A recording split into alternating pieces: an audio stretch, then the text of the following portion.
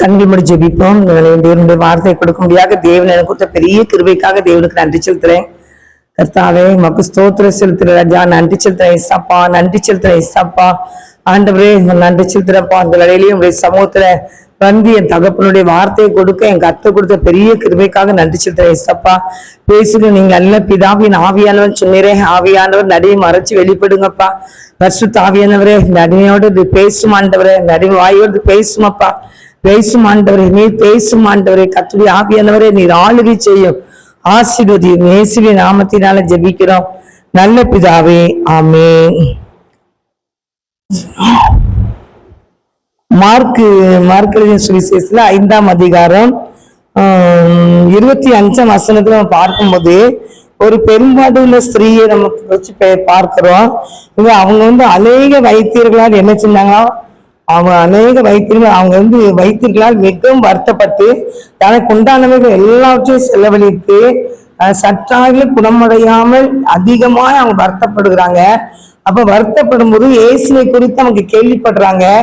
இயேசு நினைச்சாரு அந்த வழியாக வருகிறாரு அப்படின்னு சொல்லி நினைச்சாங்க, அவங்க கேள்விப்படுறாங்க. அப்போ அவங்க நினைக்கிறாங்க இயேசுவை தொட்டா நம்ம சுகமாகிருமா அப்படின்னு நினைக்காங்க. ஏன்டா அவங்க 12 வருஷமா பயங்கரமான பாடுகள், அந்த இதுல பெரும்பாடுல ஸ்ட்ரெயின் போட்டிருக்கு. அவங்களுக்கு என்ன ஒரு பலகீனங்கள். அவங்க அநேக வைத்தியத்தை போய் என்ன செஞ்சாங்க, அவங்க டாக்டர்கிட்ட போய் காமிச்சாங்க. அவங்ககிட்ட இருக்க எல்லாம் நிறைய ஆஸ்திகள் வைத்தியத்தை போயிட்டுது. அதனால அவங்க கொஞ்சம் கூட அவங்களுக்கு என்ன செய்யல, சுகமாகல. அதனால என்ன செய்யறாங்க, ஏசு வருகிறான்னு சொல்லி கேள்விப்பட்டு அவரு போய் என்ன செய்யணும், அவர் மூலமா எனக்கு சுகம் கிடைக்கணும்னு சொல்லி அவங்க எதிர்பார்த்துக்கிட்டு இருக்கிறாங்க. இந்த நாளையே உங்களுக்காக யாரா இருந்தாலும் சரிதான், உங்களுக்கு ஏதோ ஒரு பண பிரச்சனைகள் இருக்கலாம், இல்லாட்டி வியாதிகள் இருக்கலாம், இல்ல எல்லாரும் கைவிடப்பட்ட சூழ்நிலை இருக்கலாம், ஏதோ ஒரு சூழ்நிலை இப்படி இருந்தாலும் இயேசுவை நோக்கி நீங்க பாருங்க. அந்த 12 வருடமா இருந்த வியாதியில சுகமே இல்லாதபடி இருக்கிற பணம் எல்லாம் வைத்திட்டு போட்டு என்ன பண்ணேன்னு முடிச்சுட்டு இருக்கும்போது அவன் இயேசுவை நோக்கி பார்க்கறது போல நீங்களும் இயேசுவை நோக்கி என்ன செய்யலாம் பார்க்கலாம். இயேசுடைய சமூகத்துல முழங்காட்படலாம். ஆண்டவரே எனக்கு இந்த காரியத்துல ஒரு நல்ல ஒரு ஆசீர்வாதத்தை தாரும் ஆண்டவரே, ஒரு வறட்சியை தான் நான் பாக்குறேன், ஒரு வனாந்திரத்தை தான் பாக்குறேன் அப்படின்னு சொல்லி நீ அவரை விடாப்பிடியா நீ ஒரு சமூகத்துல நின்னீங்கன்னா கண்டிப்பா அந்த காரியத்தை ஒரு பெரிய ஜெயித்து தர்றாரு. ஏதோ ஒரு நாள் நீங்க ஜெபம் பண்ணிட்டு நம்ப கூடாது. அனுதினமும் ஆண்டவரை நீங்க நினைச்சு ஜெபிக்கும் போது, அவர் மேல விசுவாசம் வைக்கும் போது உங்களுடைய விசுவாசத்தை பார்த்து ஏசப்ப நினைச்சுவாங்க கனப்படுத்துகிற தேவனா இருக்கிறாரு. அங்க பாருங்க 28ஆம் வசனத்துல போட்டிருக்கியா, மார்க்கு சுவிசேஷம் மார்க்ல 5ஆம் அதிகாரம் 28ஆம் வசனத்துல ஜன கூட்டத்துக்குள்ளே அவருக்கு பின்னாக வந்து அவருடைய வஸ்திரத்தை தொட்டார். அவருக்கு ஜெபம் அல்ல, வஸ்திரம் அவருடைய ஒழுத்துல அந்த வஸ்திரத்தை தான் போய் தொட்டாங்க.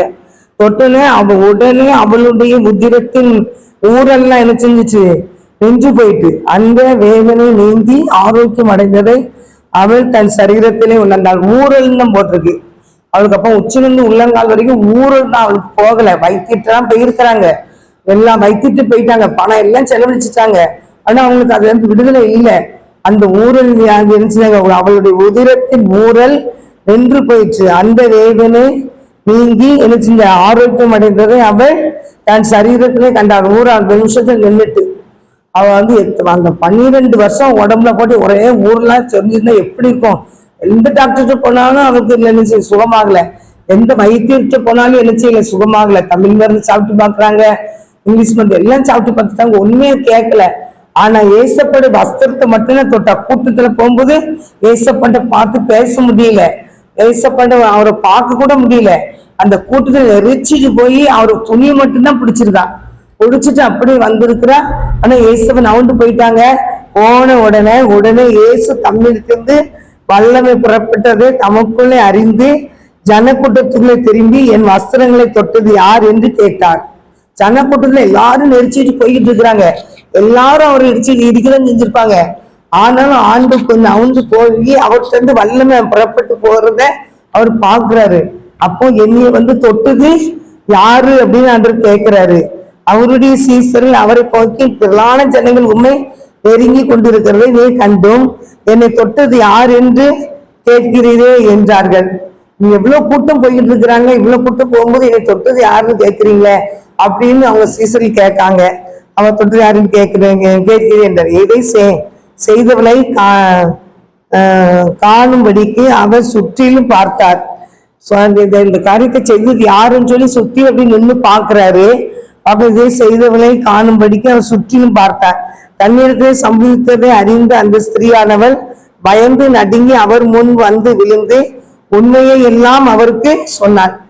பயந்து நடுங்கி அவர் அப்படியே நின்றுட்டாரு. கூட்டம் அப்படியே சந்திச்சுட்டு நின்றுட்டு, அப்போ என்னை தொட்டது யாரு அப்படின்னு அப்படியே ஆண்டவர் அப்படியே சுத்தி பார்க்கல. ஏசப்பா இவ வாரா, நான் தான் தொட்டேன், இந்த கூட்டத்துல வர சாப்பிடு. அவர் அவளை பார்த்து, மகளே உன் விசுவாசம் உன்னை ரட்சித்தது, நீ சமாதானத்துடனே போ என்றார். உன் வேதனை நீங்கி நீ சுகமா இரு அப்படிங்கிறாரு. அப்ப பாருங்க, அவன் வந்து பயந்து போய் கேட்க ஆண்டு கேட்டோன்னே, அப்ப நீ கணிச்சுல நீ வந்து என்ன சுகமா போய் இருமா. அவர் அவளை பார்த்து, மகளே உன் விசுவாசம் உன்னை ரட்சித்தது, விசுவாசத்தோடு வஸ்திரத்தை தொட்ட அளவுலயே இருந்துச்சு என்கிட்ட உன் வல்லமை உனக்கு வந்து உன் வியாதி உலகிட்டு, நான் சுகமாயிட்டோம், நீ சுகமாயிட்ட, இனிமே நீ உனக்கு அந்த வேதனை இல்லை, நீ வந்துட்ட, விசுவாசத்தோடு என்னை தொட்டுட்ட, உனக்கு நல்ல சுகம் கிடைச்சிட்டு, நீ வேதனை நீங்கி போய் என்ன செய்ய சுகமா என்ன செய்ய இரு அப்படின்னு ஆண்டவர் சொல்றாரு. அதே போலதான் நீங்க எப்பேற்பட்ட காரியத்துல இருந்து நீங்க வேதனை பண்ணலாம், தண்ணீர் வடிக்கலாம், அதுல இருந்து ஆண்டவர் உங்களுக்கு விடுதலை கொடுக்குற தேவன் ஏசப்பா தான். எந்த காரியத்துல இருந்தாலும் உங்களுக்கு சமாதானம் இல்லையா, சந்தோஷம் இல்லையா, ஏசப்பா தான் உங்களுக்கு அந்த காரியத்துல ஜெயத்தை தர முடியும்.